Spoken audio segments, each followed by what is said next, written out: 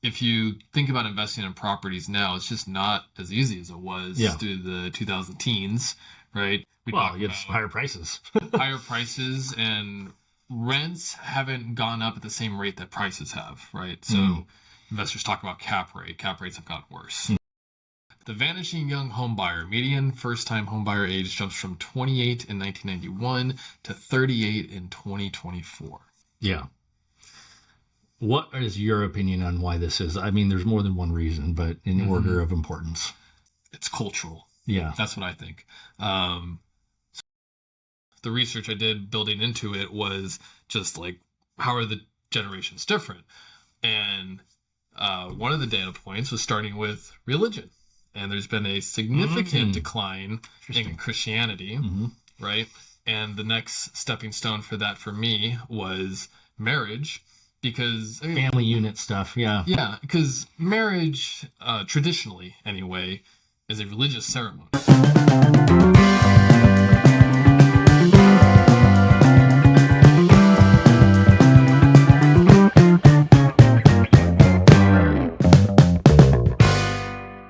We are back. Welcome back to the Mortgage Lounge. Jason Thibodeau here and Mike Grambow.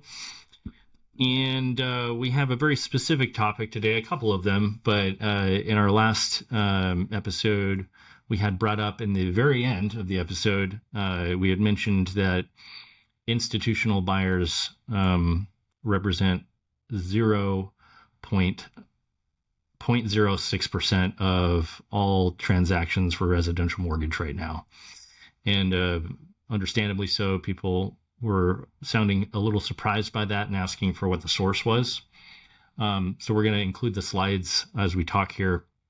But anything to say about that? Because I know that the media would have you believe that Blackstone and other institutional investors have 30 or 40% of all the residential real estate market gobbled up.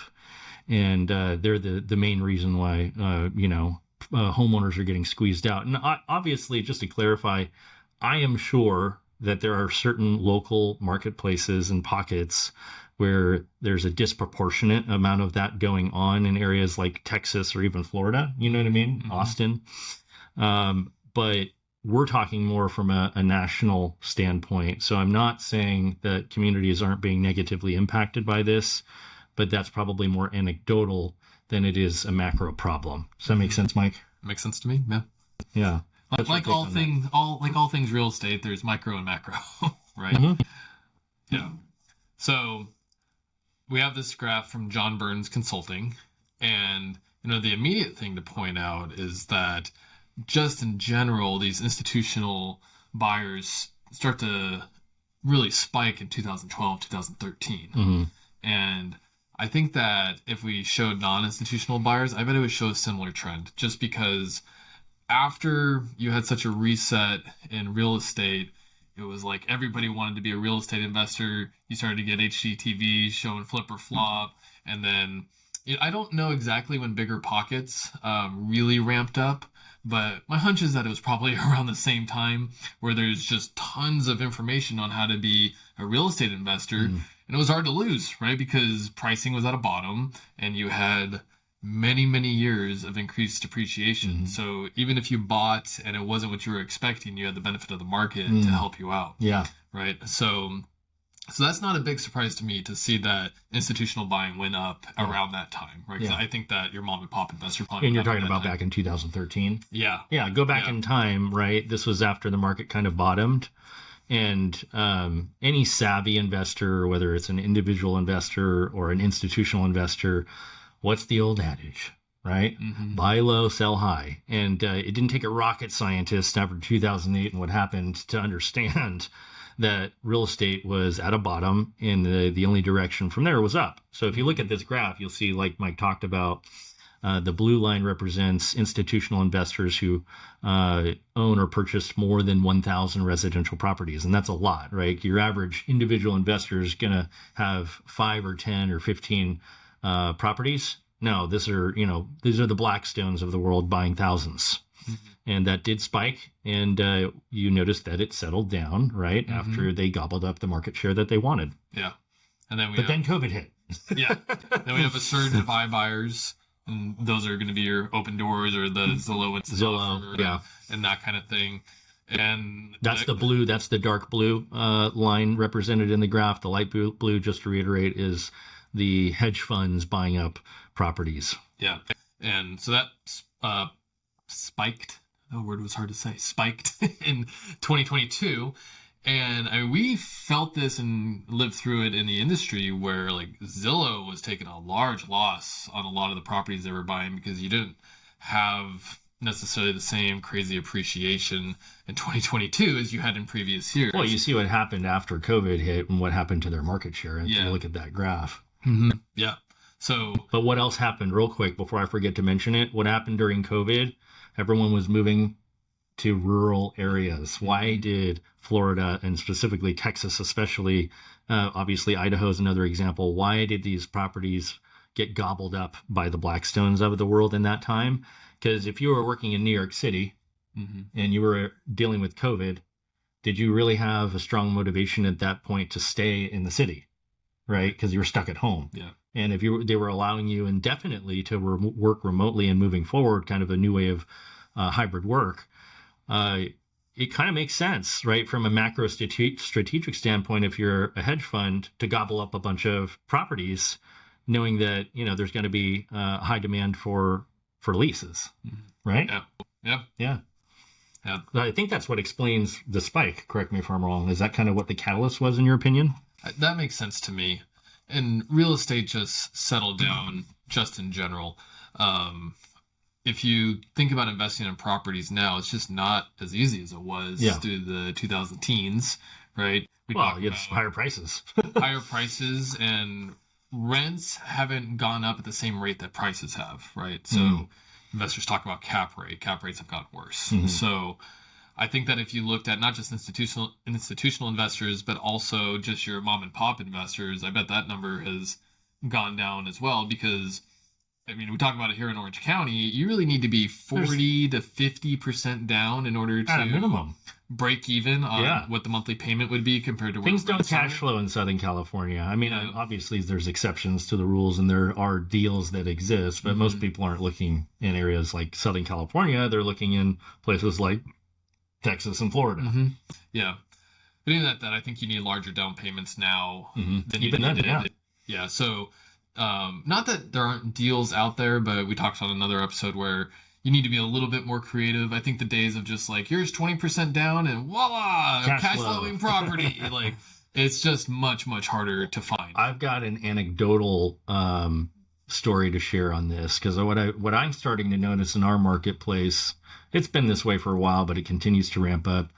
Anybody who owns a bunch of buy and hold investment properties, not hedge funds, I'm talking about clients of mine who have 20 properties. I'm getting phone calls. We have a client right now who has 20 properties and she's in the process of selling at least 15 of them. And why is she doing that? First of all, she doesn't want to be a landlord anymore. Like anybody who thinks just buy a bunch of properties and everything's great. No. What if they stop paying rent? What if something major happens to the house? Liability in general, right? Like it is a giant pain in the butt managing property, especially 20 plus properties. So she's done. She's had enough. She's selling all of them. And she's still going to remain an investor, but the buy and hold strategy is now becoming, which is very common here in Southern California, fix and flip, right? Because it's wham, bam, thank you, ma'am, and you're done. At least theoretically, you're in and out of the property in 90 to 120 days, right? Rather than trying to figure out how to get these properties to cash flow, dealing with repair requests, dealing with difficult tenants, dealing with liability. So we're noticing in Southern California, fix and flip is the new way of doing things. I don't know if you've noticed the same. I would say, just by the numbers, unless you're doing short-term rental or rent by the room or something other than just long-term hold. Yeah. It's just hard to cash flow out of the gate. Yeah. So anything else just to reiterate on this slide, this was a specific request from one of the comments on our last episode. Logan Motoshami with Housing Wire. He's their lead housing analyst. They use Altos Research, but this particular slide was from John Burns Research and Consulting. They use good data. And the question was, what source, right? Like if you believe the mainstream media or you're scrolling on the Twitter X wall about housing bubbles, oh, Blackstone owns all the properties, right? They own 30% of all real estate now.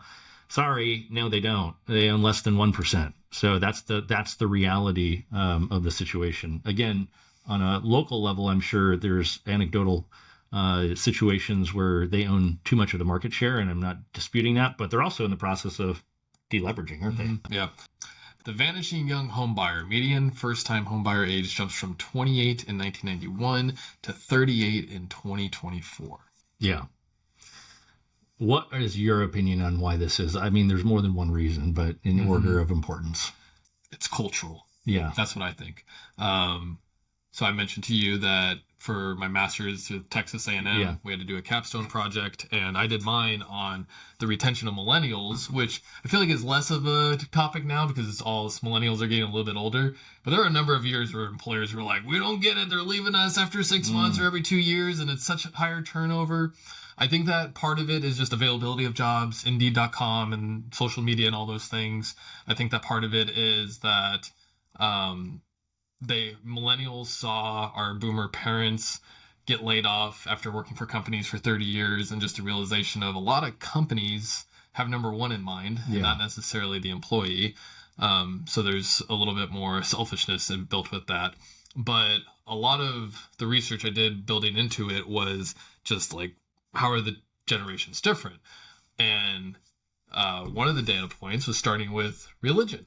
And there's been a significant decline in Christianity, right?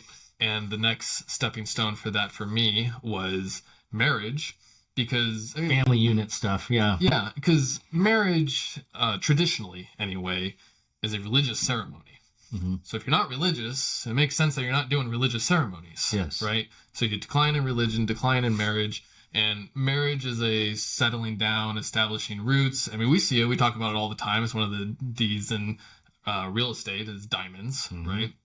So if you're not establishing roots and having a partner, then you're not buying real estate. Yeah, there's no need for shelter necessarily when you're not responsible for anything other than your own person. Right.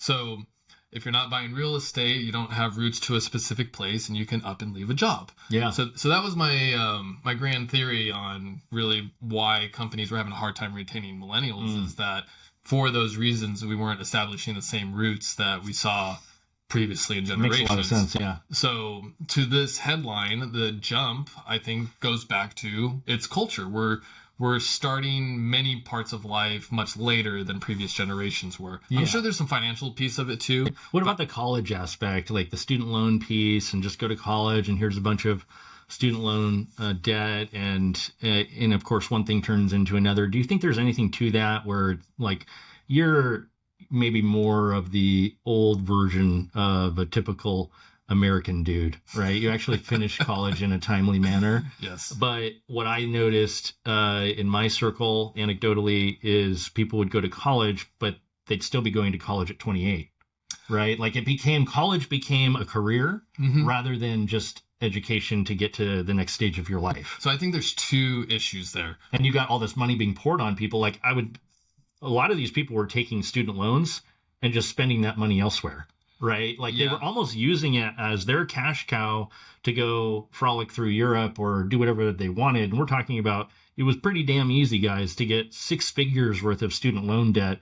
And people who aren't financially savvy are like, cool, let me just take that money and run. Right. And then it extends out what's supposed to be a 4-year degree to 10 or 12 years. And in the meantime, they're just wasting time. I think there's a lot to unpack there. So, right. That's just something that came up for me. I do think that there's just this overemphasis in our culture on being smart and educated. You need that piece of paper. Knowing things. And not that those are bad things, but to me, what's more important is doing. Life experience. Applying the knowledge, right? And I think that in our industry, it's really apparent. Like if I sat around and just read guidelines all day, I would be no use to anybody. Yeah. Because I'm not talking to clients. I'm not actually transacting. I'm not in the market. Yeah. Right. So actually, as we say, doing the work is, you have to read the guidelines, but you have to do the effort. That's more important in, I think, a lot of professions. So I think that there's... Yeah, it's taking the training wheels off in life. Yeah. It means training wheels is kind of your college experience, if you will. You're still riding the bike, but with training wheels on. The training wheels are supposed to come off at some point, and the training wheels just never came off. And I think when you pour money down the throats of ignorant people, not, no offense, but like where young people just don't have that life experience or savvy, they're going to be cool. That's a lot of money. And I get to go drink beer and be part of a sorority. And, the fact that I'm in college becomes a crutch because like, even if it's taking you 8 years to graduate, hey, you're still at university. You're still being productive, right? I don't know. I think there's something to that. Well, I think that there's a lot of data on 4-year degrees and the success of a person if they do or don't have it. There's, of course, exceptions. But my bigger problem is the post-grad stuff, people that have 4 master's degrees, and they're just delaying real life and getting into the workforce at a high cost. Yeah, it's expensive. You struck a chord with me on this because I have a master's. I've given a lot of thought to this. Being in Mike is very smart. A role that does not require a master's or an engineering degree, right? So, which you have both. Yes. So I'm gonna encourage my kids and not ask them what do they want to be when they grow up, but ask them how would they like to contribute to society. Yeah. Because I think that is the thought of what am I gonna do. An act that's more important than what title am I going to have. Yeah. So I think that unfortunately there are people that just use education to delay entering the workforce and contributing to society. And it's still an excuse because technically you're being productive. You're in university. Yes. Right. Oh yeah. And it's prestige. I'm going to be the most educated person in my family. And once again, education isn't a bad thing, but just what are you doing with it? Yeah. It can become a crutch. It can. So that's that side. Or a scapegoat. I'll give you the other side of it though. Yeah.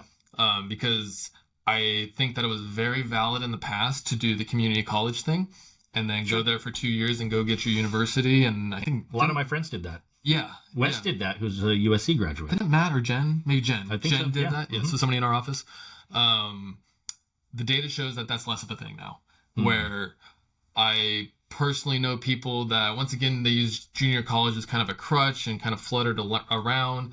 But I know other people that went there very seriously. They did their 2 years and they could not transfer. They had a hard time transferring. Yeah. So 2 years turned to 3-4 years just to get to university. And now you're at a state school and you can't get your classes. So instead of a 4-year degree, it's now a 5, 6, 7-year degree because you can't get classes. Not because you don't want to, but you just can't. Yeah, because it's dysfunctional. Yeah. Yeah. So that's not, I don't think, necessarily millennials' fault because they were trying to take this step. Yeah. But there's impacted colleges. So what about this happened a lot too. You graduate because you're smart, but then you move back into your parents' house. Yeah, so in my research for the A&M project... This goes back to the parenting thing, though, too, because you're like, the parents, like, what changed in our culture where I'm 41 years old, so technically I'm still a millennial, but my dad never went to college, always was self-employed, never worked for anybody in his life but himself. I helped him build machines at his manufacturing site. I played hooky from school. I was out of the house at 19 years old, and I didn't have a choice. So that does still exist, but I was on the tail end of, I think, that culture. What changed? Why is it that we're coddling our young people to move out at 30 plus years old? Yeah. And you mentioned the family value shift away from the Christian dogma, right? So I understand that, but did anything else change? I don't know. This is fascinating to me. I don't know for sure. So you call it the Peter Pan effect. Yeah. Right? I'm reading Boys in the Boats right now. This is kind of a tangent, but it takes place in the Great Depression era. And hearing the stories of some of those boys is just incredible because they had nothing. Yeah. And talking about one of the boys, his father told him at high school age, you got to go because his mom had passed. He had a new wife. New wife did not like the son for no reason of the son's fault, but nonetheless, and the dad was faced with, it's either my wife or my son. Yeah. Sorry, son. And, you read the book and I don't think that in the time was as big of a life-changing thing, or it wasn't as uncommon as it would be now for someone to choose a spouse over a child, right? Yeah. So I think that part of it is just that we had really good years post World War II, and parents had the ability to continue to support their kids for longer, where in the past more abundance. Yeah, there's much more abundance. Baby boomer wealth is a big deal, right? Because we're talking about the baby boomer generation, we're the parents. Yeah. And I know every time I mention baby boomers get highly sensitive. I gotta be careful what I say.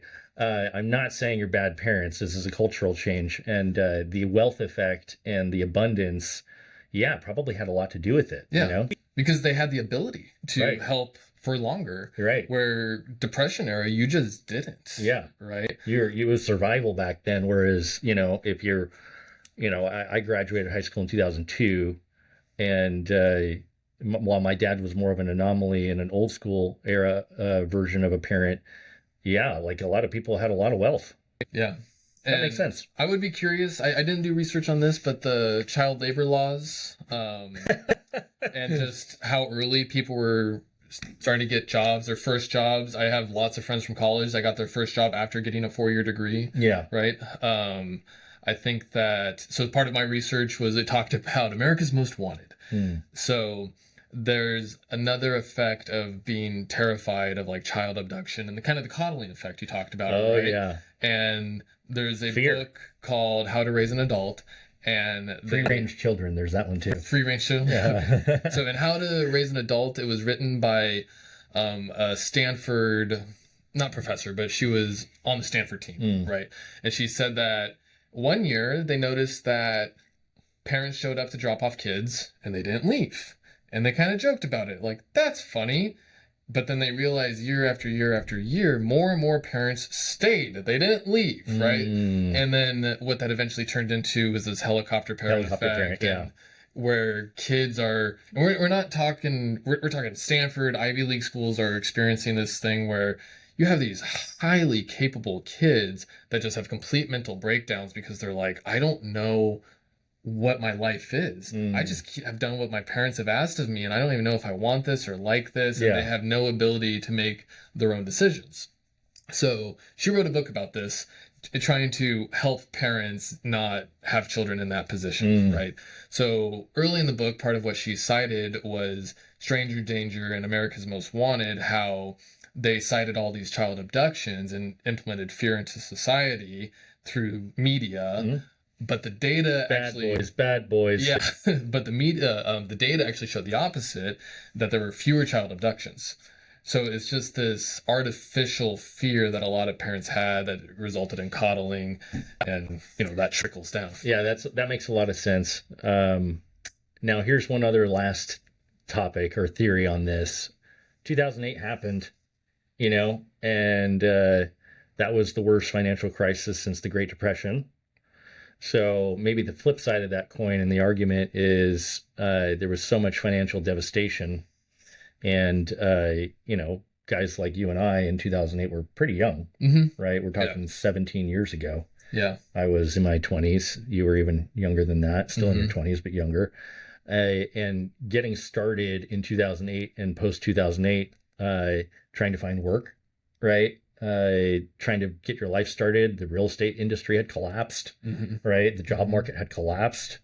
Maybe there's a portion where they just didn't have a choice, right? They're going to stay in mom's and dad's home, assuming they didn't get too impacted by the great financial crisis. Yeah, there's definitely truth to that. I graduated in 2011, and it took me a full year to get my big boy job after college with a degree in chemical engineering. But still, you were able to pull it off in a year. Yeah. And I mean, there's nothing necessarily wrong with going back home. My personal decision was I liked my freedom. So I worked at a restaurant and paid my own bills and applied for jobs every single day until I landed one. Interesting. Yeah. All right. Well, that's our take on potentially the reasons why the demographic shift has taken place. It's a big shift, right? Median first-time homebuyer age jumps from 28 to 38 over the course of, from 1991 to 2024. Yeah. So I'm sure all of those things are contributing factors. I think one last thing. Sure. We have to acknowledge. Yeah. Affordability's gone down. Of course. The data shows it's much harder to buy a house where prices are versus income is. So that certainly has contributed. I think there's, as we talked, lots of cultural factors, but it's not all millennials' faults for waiting. It is harder today than it was. Oh, you're going back to blaming the boomers again. I'm not blaming them. Oh, I'm going to ruffle some feathers. And by the way, my clarification, I am not blaming boomers for anything. What I'm saying is the federal government, okay, has spent us into oblivion. We did not need to shut down the economy during COVID. We did not need to print $10 trillion. After the great financial crisis too, what did we do? Quantitative easing, money printing like there's no tomorrow, and it's only gotten worse, right? We're at $36 trillion in debt. And sorry, that's inflationary. So all I'm suggesting, since especially 2008, is that the federal government as an entity has not done, and the Federal Reserve has not done any favors to the next generation in terms of the inflation that's been created by all the money printing. That is my point. That's all I'm saying.